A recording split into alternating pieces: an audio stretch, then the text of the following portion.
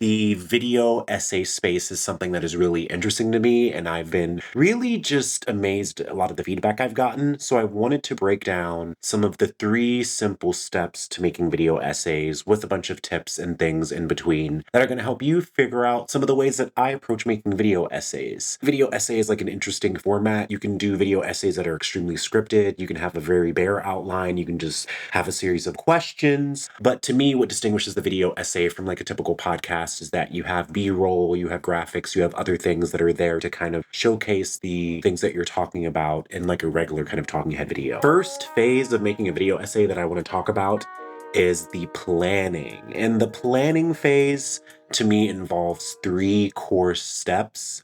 And this is when you want to be thinking about what your idea is, what kind of pieces of evidence or research you want to use, and how you're going to plan things out. The biggest thing for me is knowing what is the central question that I'm asking. Some of the videos that I've done over the past year looking at like the central question, why the US is fascist. That video is hinged on the question, is the US fascist? Why is it or why is it not? I also have another video that I published about a month or 2 ago titled How Cringe Became the Cop in Your Head. You're asking a question that you will spend the video kind of exploring and answering. And there are different ways that you can look at these questions, like how cringe became the cop in your head. It's a question, but it's also a statement. Why the US is fascist, it's a question and it's also a statement. Even going back to my freelancing years and pitching essays and articles, the reason that having the central question is important is because it's essentially like you making the pitch to yourself. If your idea is so expansive and confusing that you don't have a central question to it, maybe that actually means it could be a series or a group of videos that aren't just hinged upon one exploring on this really complex thing. It really makes your video clear. It lets you know kind of where the idea is coming from and where it's going towards. So why the US is fascist. It's looking at the US as the subject, and it's trying to use this term fascism to describe its mode of behavior. And so in that video, I break that down into a bunch of different parts, but having that really clear question helps you kind of pitch your video idea to anyone. And it helps you kind of also get that feedback as well before you even get into working on the idea itself. And then lastly, having a central question leads into step number 2. If you are making a video about why progressivism is just another democratic kind of reform, but based on a kind of ideology, then you wouldn't be talking about other ideologies in the video or rambling on about things that aren't necessarily relevant to that particular topic. And so it helps you kind of stay on point. Instead of saying, I want to make a video about movies and politics, you would instead say, I want to make a video that explores how wartime imagery was affected by the post 9/11 America and cinema of the 2000s and 2010s. The first idea is much more general. It almost is overwhelming in scope, but the second idea actually gives you a sense of time and place. It gives you a sense of cause and effect. And that in itself can help guide your research and make the planning process that much easier. And then number 2 for me with planning is creating an outline and building your research. There are a lot of different ways that I've done outlines over the years. I am a tried and true fan of just plugging my outline into my notes app if it's a very quick idea and I don't want to spend too much time like really trying to hash out a super fleshed out outline. In the past, I've done Google Docs where I will drop all of my ideas for a month or a particular season into a Google Doc. And having it all in one document kind of lets me look at how I've worked on other things and what I might want to pull from that to bring into this video. And then lately, I've been using Notion. And Notion is really amazing because there's all different kinds of templates. But essentially, I have a content calendar where it separates your ideas into different categories. So there are backlogged ideas, regular ideas, in progress ideas, ideas that I'm editing, ideas that are in review, other ideas that have been published. And then under each of these, I can open up a tab and I can choose whatever kind of media project I'm working on. And the thing that really helps me, and this is what I mean when I say like planning can make the filming that much easier.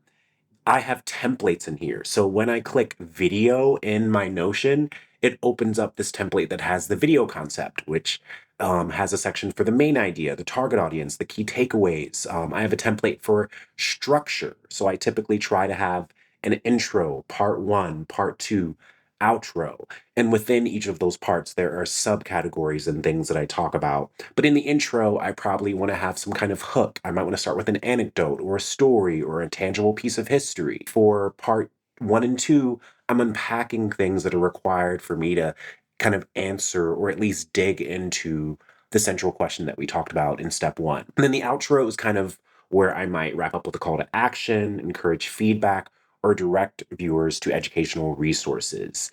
And then also in this template, I have research. So I plug the readings that I'm doing in the video, different videos that I might want to include, podcast interviews. I have a section for editing notes. So maybe I'm editing and I want to plug a few notes in to remember to add in a certain kind of B-roll or edit the beginning. Also in this template, I have upload details. So title, description, keywords. And then I also have a section for production planning as well. And the outline for me is just endlessly useful because yes, I'm someone that has had experience in public speaking, and I could just literally sit in front of the camera and try to talk off of the dome. But usually, if I don't outline even the least bit, I lose my train of thought. I repeat myself. I have to work through more things in the edit. There's been Direct Action 101 videos where I went in with the outline and then I realized my outline wasn't good enough. And that just meant I spent more time filming. Work on an outline. It's going to help. You don't have to make a different outline for every single video. You just adjust your template according to what you're working on. The outline also helps me figure out where I might need to plug in research. So maybe I do a basic outline and then the part two of the outline is plugging in research, plugging in statistics, plugging in articles, screenshotting things, saving those into a folder. All of these things are really going to help a lot. And for you, it might be that you don't work on any outline at all. Or maybe you just have bullet points and those bullet points initiate a certain train of thought. And then for building research, it's going to be really important to understand what your sources are. Find sources that are aligned with your values and your particular context. Find sources that are thorough and include firsthand accounts or people that have studied something very extensively, or sources that go against a certain kind of mainstream knowledge and provide an alternative perspective. For my videos, I really like to pull from social media. I like to pull from interviews with folks that have studied in a certain kind of field or area for a really long time. And I also like to sometimes use film or cinema or some kind of visual B-roll that will really kind of help you feel what I'm talking about and not necessarily just sense it through my words and how I can explain things. So I wanted to say a special thank you to Flexi Spot for sponsoring this part of the video. I got the opportunity to be sent an E6 desk by Flexi Spot. This desk is 60 inches wide and has so much surface area on it, and I really, really love it. It's a really amazing upgrade that helps me feel more dedicated to my work. I think just having a larger desk like this one that can hold as much as 330 pounds 20 times over is just so amazing because I can lay out my books and my audio equipment and my laptop, and I can have numerous displays. And it really, really just helps that it's especially this beautiful white bamboo finish that's so clean and clear. I love that you can tell that this desk is well made. I had an electric standing desk before this. The surface of it was particle board. It was kind of wobbly. This desk feels very, very secure. You can even put wheels on it. And another great thing is that it's backed by a 10-year warranty that you sign up for when you get a Flexi Spot desk. And that 10-year warranty covers the frame and the motor. But once again, thank you to Flexi Spot for sponsoring this part of the video. And if you want to get your own Flexi Spot desk, check out the link in the description and pick up a desk of your own. Working from home means your desk ends up being where everything happens: work, projects, ideas. That's why having one that actually supports you matters. The Flexi Spot desk adjusts when you need to stand, gives you space when you need to spread out, and it's solid enough to last. It's a small change that makes the day feel better. Check out the link in the description to see for yourself. The last thing that's going to help you is distinguishing the different kind of video essay formats. Not all video essays are the same. If I think of my channel, there's a few different categories that my video essays fall into. One really solid category is just 101 video essays. So maybe you want to talk about radicalism 101 or feminism 101 or black feminism 101. On my channel, I feel like I've done a lot of 101 videos about key concepts. So even my Direct Action 101 series is an expression of a certain kind of video essay format. And even within the 101, it might be you explaining something as a sort of pseudo expert. It might be you interviewing other people. It might be you pulling from sources and material that explore the different ways of looking at that 101 topic. It might be a POV kind of breakdown, like I'm planning to do in my direct action rioting video where I kind of wanted to be like a choose your own adventure kind of riot situation. And these are great at growing your channel because they're usually key concepts that are SEO optimized. So I know for me, one thing I want to do over the next year is build out a lot more videos on my channel explicitly about Black anarchism. So my channel and therefore my podcast, The Dugout, can be a really key main resource for Black anarchists out there. Another video essay format is asking a question without intending to fully answer it. So it's the intent of the video is to be reflective. This is why I did a few different videos on whether or not Malcolm X was bisexual last year. I definitely didn't want to approach it as like, he is or he wasn't, but I'm more interested in what the question illuminates around our ideas about gender, about masculinity, about Blackness, about queerness, and about this machismo that kind of erases any kind of queer potentiality throughout many of the historical figures that we revere. That's a really clear example of a video where I worked on it, and the value was about sparking discussion, not necessarily about getting to a common, clear, communal kind of endpoint. Another video essay kind of format is answering a question, but with the full intent on answering. So this is kind of classic style.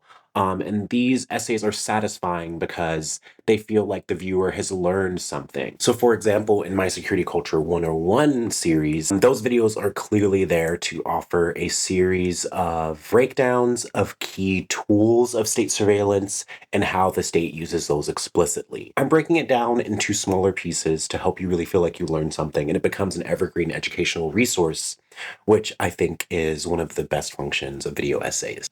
And now onto the next step. Now onto the next step, which is actually filming the video essay. Now it's step 2 of making video essays, and we're on to filming. And the first most obvious part of filming is video. So I want to talk through some of the equipment I have here right in front of me, and through some of the simple steps that I do when taking video. And first, I think it's really, really important just to explain that video can be as crisp, as complicated, or as simple as you want it to be. When I started off doing YouTube, I was doing videos on my webcam. Granted, it was grainy, it wasn't video essays, and I edited together on iMovie, but that was an entryway. And then when I went back to do YouTube again around 2014, 2016, I used one particular camera that's in this bag that I'm going to show you a little bit later. And that was the main camera I shot on, along with my friend who was much more professional. And even getting into video editing, there's things about that we're going to talk about in a little bit. But with video, it's important to just start with the equipment that you have and to keep the basics pretty simple. You want decent light, you want a decent set or set design, and you want pretty decent audio. Video, I think, is as simple as you find a decent spot in front of a window with some decent light and you figure out a okay place to set up your phone or your camera. And beyond that, we're gonna talk through some of the equipment that I have. Obviously the camera. I have a few different camera options. I'm shooting right now on my Fujifilm X-C4, which is the camera I got a couple of years ago. And over the last couple months, I've been really trying harder to get used to shooting video on it. And it's really beautiful. It takes a lot of really amazing film simulation. If you watch any of my residency vlogs that I'm uploading around now, most of that is shot on my Fujifilm. But another classic camera option that is tried and true amongst a lot of the content creators out there, Canon G7X Mark II. I've had this camera since about 2020. And what's great about this camera is that it has this flip out lens right here. So when I'm shooting on this and it's in person, I can really easily set this up on any kind of surface and it will show me to myself. And the audio on this camera isn't that bad, but I would recommend if you get one of these, it's a good camera to have a backup source of audio with, but it's pretty compact. I love that it comes with this little string. This screen is honestly one of the best things that you can have. And I remember like a year ago or two, this back panel was wobbly and I thought I would need to replace this. And I ended up just taking it to a camera shop and fixing it. This has been my tried and true camera. It's not too big. It's not too complicated. It captures beautiful colors, beautiful light. You don't really get the sensitivity of other cameras of being able to shift your depth of field and super customize things so you have a much more rich color palette. But with what it gets straight out of the camera, this camera is definitely worth it. And this pretty much goes with me on most of my trips, because if I don't want to bring my bigger Fujifilm and I want to bring something that's going to get something that's more cinematic, I recommend this. And this, like, this camera sticks around. Like, I've had this since 2016, 17. I've had this camera for 9 years and it's still working strong. So Canon G7X Mark II is the first one that I would recommend. The next camera that is on my list, this is attached to like a necklace thing that I'm planning to use on a trip that I'm doing soon, because this can get POV shots. But this is my Osmo action camera. This is a tried and true, simple action kind of GoPro-esque camera. It has 2 lenses, and so when you switch it from the back lens to the front lens, this is how you can kind of record yourself. And then when you want to switch to the back lens, you can. Is this going to show that? This camera can be voice activated. The audio on this camera is pretty decent as well. I love using this for wide shots. I love using it for if I'm going on hikes or somewhere in nature where I don't necessarily want to bring one of my other cameras and I'm not really worried about setting up fixed shots. This is really good if you're going on a little trip and you want to videotape things, but you don't want to overwhelm maybe the people that you're with, or you're in an environment where you don't want a bigger camera.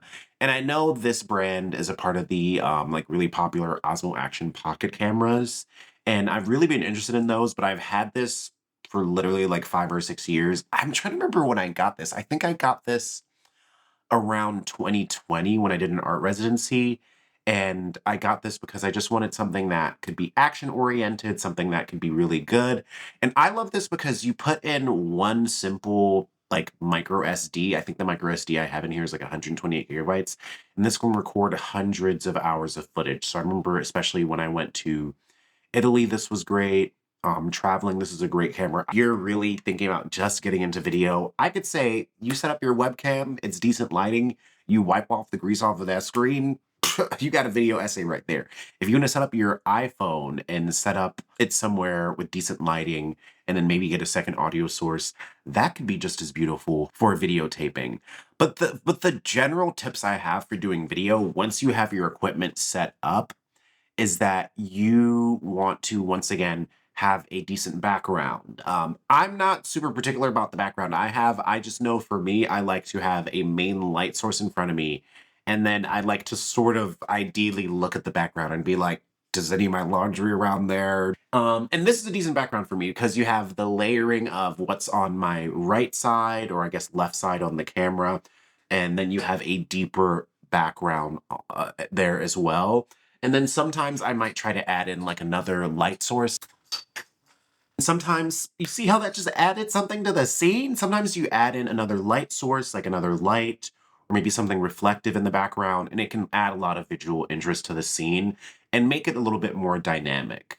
And as I mentioned, make sure your lighting is pretty decent. For me, my basic rule of thumb is if I'm near a window, that's going to help a lot. If I have softer curtains that can diffuse some of the light, that's going to help as well. It's kind of why in my living room, sometimes when I film in there, I close my curtains so the light in the evening times is less harsh. So depending on where you live, it might be good to download one of those apps that can show you where the sun is rotating around wherever you are, and you can choose where or how you film according to when the best light is. Another tip for shooting video is that it's really important to figure out the best way for you to actually sit down and shoot. Are you someone that's going to need water with you? Are you going to need another screen like how I have in front of me sometimes with your outline? Are you going to be someone that needs to turn the camera on and off all the time? I would personally recommend, if you're doing video essays, it's better to do longer takes. So for this second section of the video, I'm not going to film each tip separately. I'm doing one longer video that might be like 15 minutes long, where if I mess up a word, I just repeat that word again. And so having one longer file, instead of having to jump around in between 40 different audio files or video files, is going to help you get into the editing process better. Because we're going to talk about it with the video editing section. Essentially how this helps is that when you do longer takes, it allows you to look at the video file more clearly when you drop it into your video editing software. So you're able to cut out the silences a lot more quickly. You're able to kind of see the waveforms and understand where you maybe repeated something. And so scrunching it down to a rough cut becomes much, much easier when you haven't recorded 20 different video files instead of it just being 3. So the next thing that we're going to talk about is audio. Look at all this. I have all this audio equipment. Why do I have all this audio equipment? Audio is one of the most important things, and it's also one of the things that I've struggled with how to find my own frame of reference with the best. I started doing a podcast called The Creative Hour in 2020. I basically wanted to do that because I was interested in audio, interested in podcasting. That led me to doing that podcast for 2 years. And then 2 years ago, I started another podcast called the Dugout of Black Anarchist podcast. The quality of equipment you have and the quality of your execution is going to determine what kind of audio you're going to have. Very similar to video, but I think a little bit harder. Meaning the first microphone I ever really tried to use when I was getting into audio was this Blue Yeti. And this Blue Yeti is a great option. I think it's a condenser mic. You plug it into your USB and it picks up the room really strongly. If you are not someone that has a great setup that removes a lot of the other noises in the space that you're in, this is going to be a fucking hard microphone to edit with. That's what I'll say. And this is like a $90 option. The next option that I have is, this is honestly such a good budget option, but this is literally a wired lavalier microphone. And you can get this on Amazon for $10, $15. You plug it into your audio interface or whatever you're using to record. I would usually just plug this into my computer and sometimes even my phone. And then you just talk into this. There's a little setting switch here that lets you switch in between the different setting potentials. This will pick up your voice very clearly and it'll isolate the rest of the environment. And it's not some piece of equipment that costs like $300. So if you are looking for your budget option, go on Amazon, go to a store, get a wired lavalier, start testing it out and seeing how it sounds. Because I think in terms of like the robustness of a voice, this is a really cheap option that picks up like your voice really well. So I would recommend this. And this is also good if you want like a travel cheap option. Like before I had some of my other microphone options, I would just drop this in this Ziploc bag, put my other camera in there. This is my video essay setup. Probably know about these. This is the DJI Mics. I have the DJI Mic 2s. So these are really, really small wireless lavalier microphones that are really, really great at noise cancellation. You can put this windscreen on it and it's a pretty easy setup. It's very small. You can clip it onto your shirt. You can also remove this microphone that's here and attach it under your shirt or under a piece of fabric. I also have a kind of like mic setup like this where you can put this into one of these microphones and hold it like this. One of the great perks of these is that they have really amazing noise cancellation. So if you are going to a heavily traffic environment or you're trying to do a more professional kind of shoot, this is going to pick up your audio really, really clearly in the way that you can kind of really just notice it when you're filming and testing things out. It's in this simple case, in this simple box, everything charges together. It shows you how well it's charged. It shows you how much memory is left on these.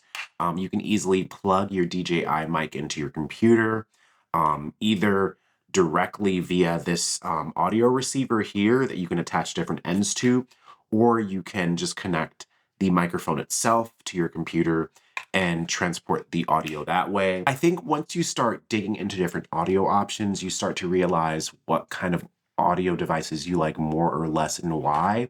And I would say these two are the things that I enjoy using the most when I'm working on audio.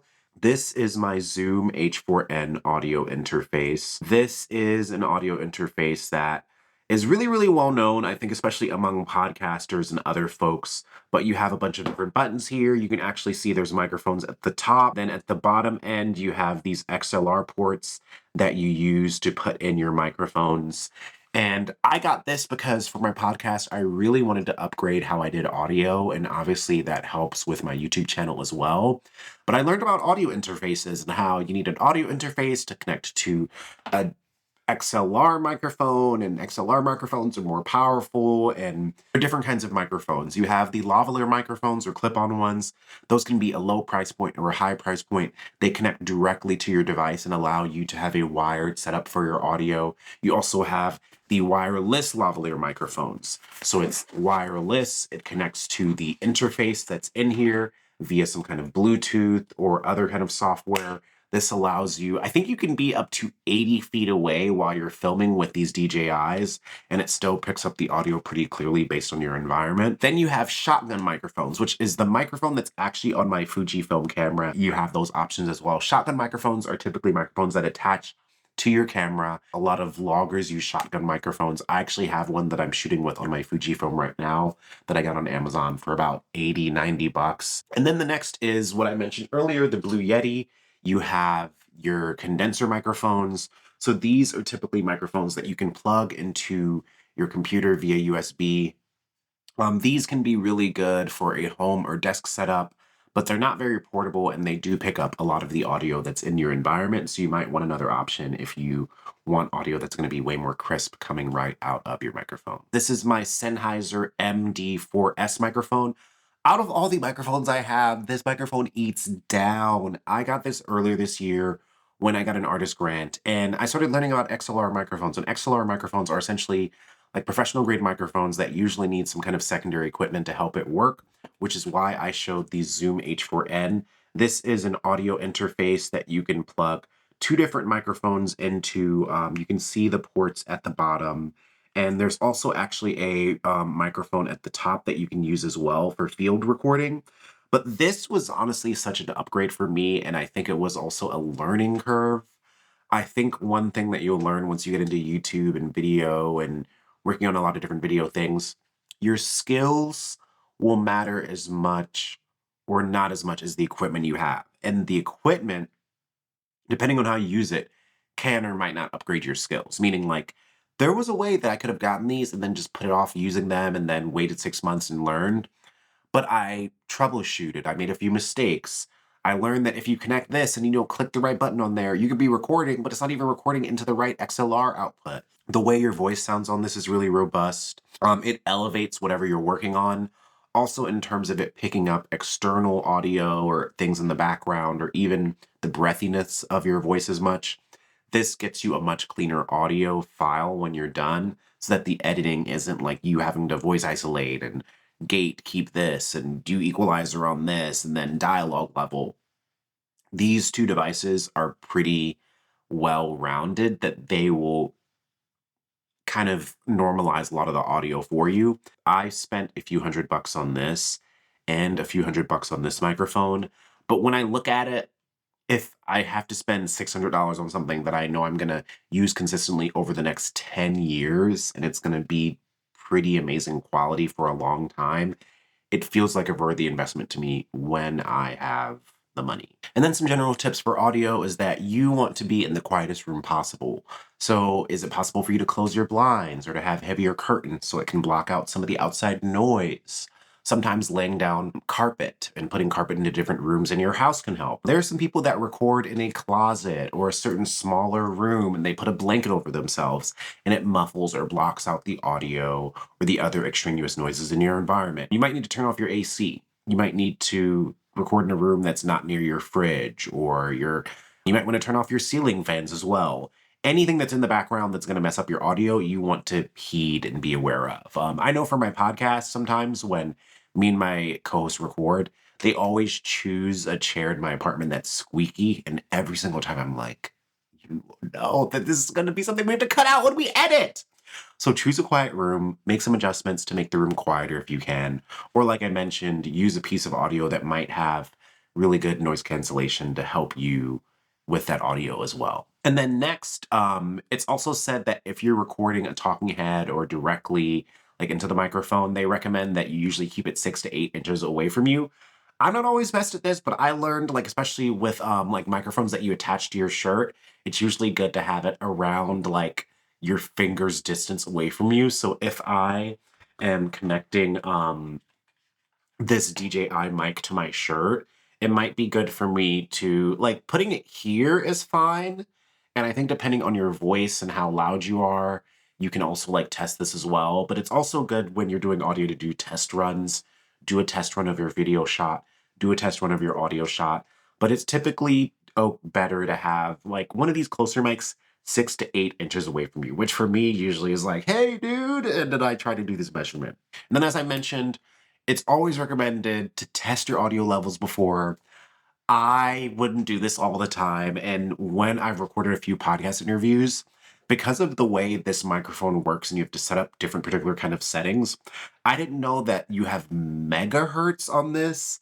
And when you connect this to your audio interface and then you connect that to your computer, then you need to make sure that your computer is registering the same megahertz on your audio interface and your microphone, or else you're going to sound like a chipmunk. I did a whole interview where me and my co-host just sounded like chipmunks. And it's because we didn't know and we didn't test the audio. So it's good to test the audio before you do anything, especially if you're working with a new piece of equipment in a new environment and you're maybe rushing. That's the other big tip. With a lot of the filming and executing things, like it can almost feel like moving faster is going to help you because you have a better sense of what you're doing. But actually moving slower, checking these basic steps, working through your best practices is going to help you a lot in the long run. And the next thing you want to figure out and get comfortable with is your on-camera video presence. This is something that definitely didn't come extremely natural to me, although there are different things in my background that kind of helped me be more prepared. I have experience with writing and getting used to expressing ideas. I also have a bunch of experience from organizing with public speaking and doing spoken word and theater. And I also have done different patches of YouTube where I did different iterations of talking head videos. In college, I was a part of a 5-guy gay YouTube channel where we each had a day of the week where we posted a video. And so all of these are periods of time where I've practiced being on camera, but there's a few simple things that you can think of and do that's going to help you.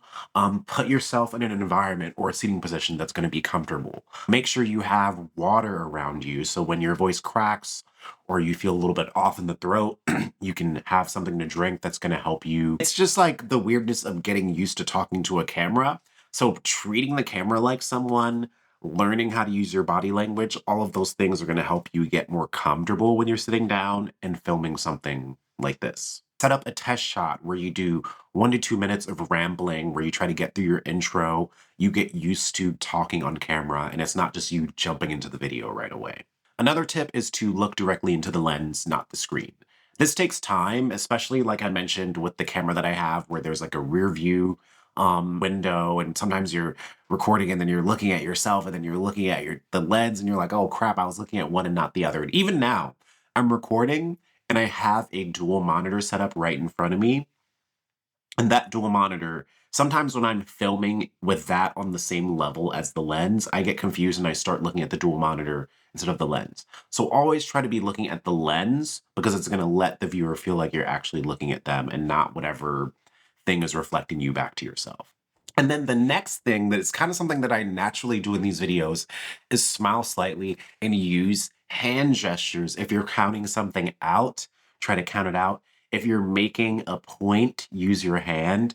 If you're trying to show something like this happens all the time, use hand gestures because I think it just shows that you are more comfortable on camera and that you're able to use your body to give visual cues for what you're talking about. And it's something that is a little bit weird to explain, but I know that I do it naturally on camera, like I'm doing it now. But smile slightly, use small hand gestures. Things like this are kind of small energy boosts that can keep your viewer engaged. Time to talk about the last step of making radical video essays. This is the editing phase.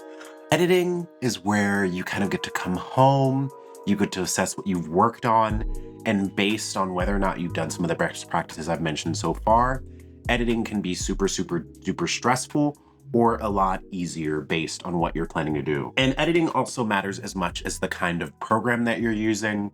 For the first number of years with doing YouTube in college, I think I used iMovie. Then after college, I worked on a YouTube channel called Two Oak Minds with my friend, and he taught me Adobe Premiere. I used that for probably a good, when did I switch over to DaVinci? I switched over to DaVinci 2 years ago, a year ago, maybe 2 years ago. So I used Adobe Premiere for like a good 6 years. These are all different video editing softwares. Some cost money, some don't cost money, some charge you monthly, some are a one-time payment.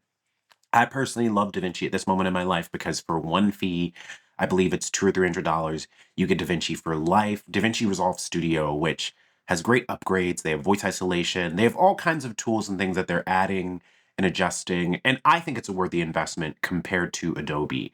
So that's just my food for thought. I'd say look into each of those programs. DaVinci Resolve also has a free version that's worth checking out and getting into if you really want to learn more about video editing. And there's a bunch of videos online for learning any of these softwares. So before really diving in, I recommend doing your research, picking a software that might work best for you, and then going from there. Organizing and arranging your footage. This is really, really important. I think some of the most professional documentarians and video makers I know, when they do professional shoots, they try to dump their footage right away. They have production assistants that help them assess what they were shooting while they were there. Sometimes you have people that are organizing the footage while you're still doing the shoot. Sometimes they organize the footage directly after and stay up late. Arranging your footage is just making sure that you're dumping it onto some kind of second source, like an external hard drive, and that you are organizing it accordingly in the file system that you have.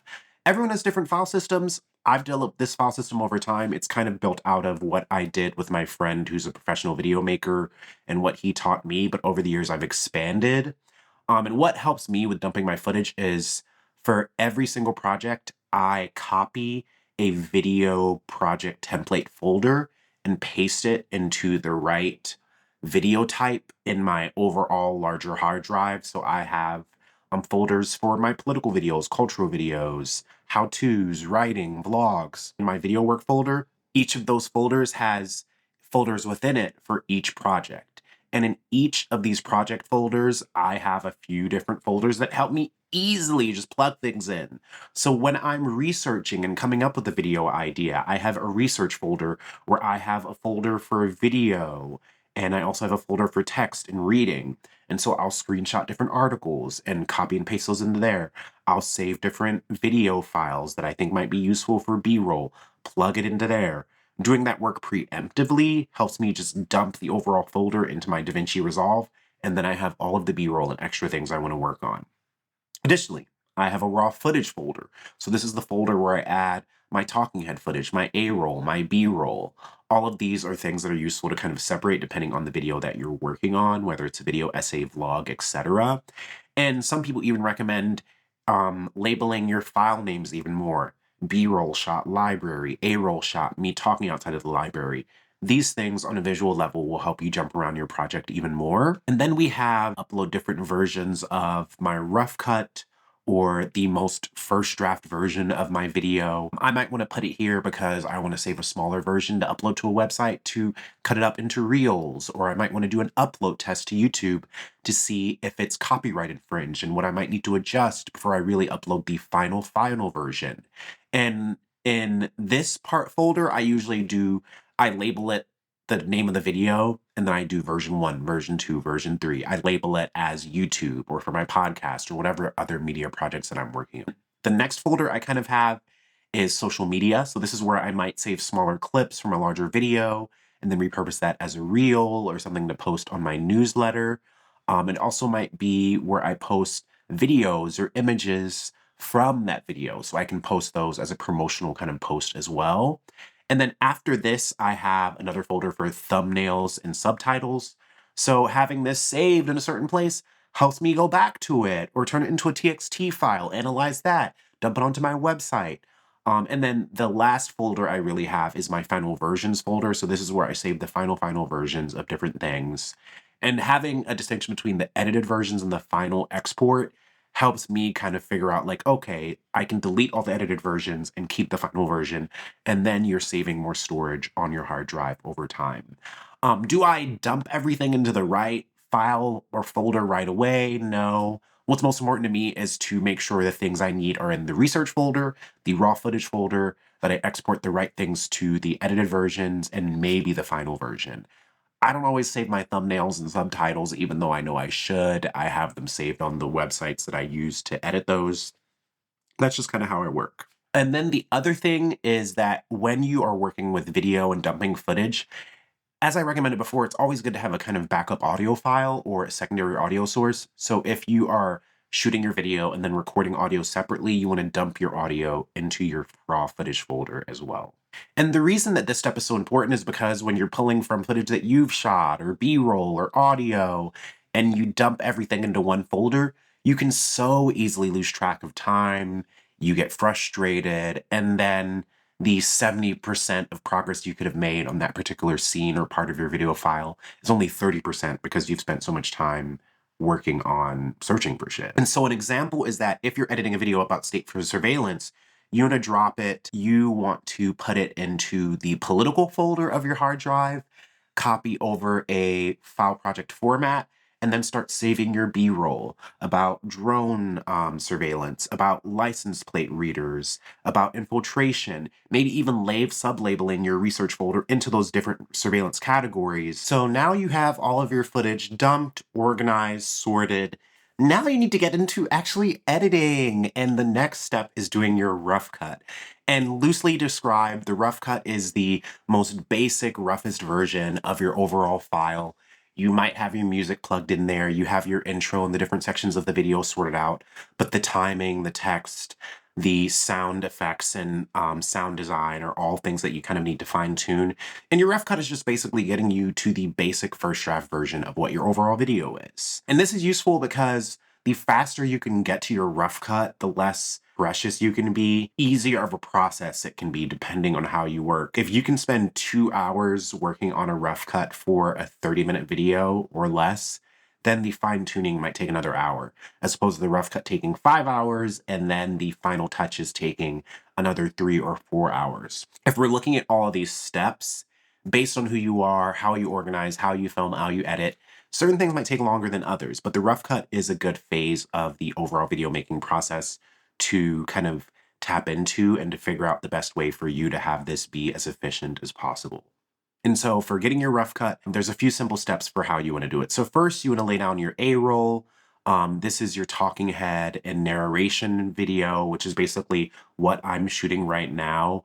You want to lay that out, make sure everything is in there and sound aligned, and maybe you might do some light color grading. And then next, you probably want to cut out mistakes, long pauses, retakes, you rambling. One great thing about the software that you're using, depending on what it is that for me with DaVinci Resolve, I can just look at the waveform underneath the video file in my editing program, and it'll show you the long pauses. And there's even different parts of different softwares where it just removes the long pauses or retakes for you. But I like to manually kind of go in and just split the clips and take out the longer pauses, take out the things that very visually look like mistakes, and kind of like cut through those moments at different points in the timeline and just check and make sure I removed things accordingly. I didn't do too sharp of a cut. Adding markers onto your timeline. These are little tabs that you can add that you can label or color coordinate, but these are kind of signifiers for you as the editor that this is a point in your timeline that you might need to go back into and add something or edit something in particular. These markers can represent where you might want to add in B-roll or extra text or graphics to exemplify the points that you're making in your video. And then also you want to roughly sync your audio so it's listenable. So if you have taken video and audio from one source and then audio from another, you have the capacity in a lot of different programs to auto-align your audio clips based on waveform, and that basically matches up. And so an example is if you're making a video about Baldwin's politics in your rough cut, it should just be you explaining Baldwin's journey, chopped down to the essentials.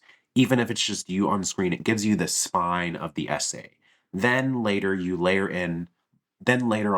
in Baldwin clips, interviews, readings, etc., and that gives the video essay a more robust feeling. So a few things you want to be keen and attentive to in this Final Cut process is first you want to look at your audio. Is your voice normalized? Is it clean of background sound? Does it keep music or all of the audio and sounds to around -10, -12 dB, which is the typical recommended decibel level for audio that you're working with? Fine tuning it, double checking it, making sure it's equalized, putting on a limiter.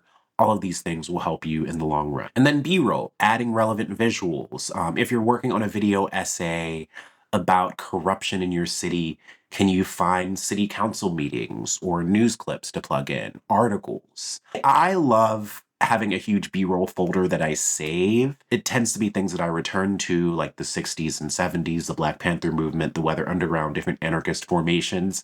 And sometimes when I see something new that I haven't saved yet, I'll save it into my B-roll folder. This is going to be one of the most important things that you might be working on, that you might need when you're working on videos. It's having an external hard drive. And I have like a couple different ones lying around, but this one is 5 terabytes. This is the biggest one I've ever had.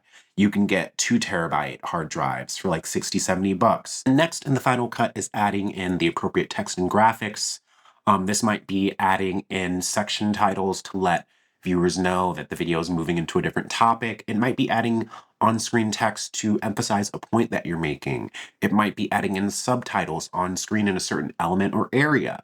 If you're really good at making graphics or finding them, and you're talking about a lot of statistics or numerical data related to the topics that you're exploring. And it's important to remember that all of this isn't necessarily about perfection or perfectionism. Of course, you want to skill build and get better, but it's about making sure that your video essays have impact, that certain things aren't taking away from the experience of it. Try to pick something that you can improve on in your video 10% each time, whether that be the thumbnail or the audio or how much you're cutting away superfluous dialogue, etc. I hope this video helps maybe even just a couple of people get started, because this format has helped me stay motivated and intentional and committed to different forms of research. And I really, really love that it exercises the writer part of my brain and it helps me learn more about video. So thank you for watching another video on my channel. Just to leave you with a few takeaways. So I hope this video essay is helpful to you in any way. Comment below with anything that you learned in this video that you didn't know about. And if you're gonna make your first video essay, or you're gonna use some of these tips to work on whatever you're working on next, let me know. Come back and ask for advice. Hopefully the comments here can be a great source for folks that are interested and want to learn more.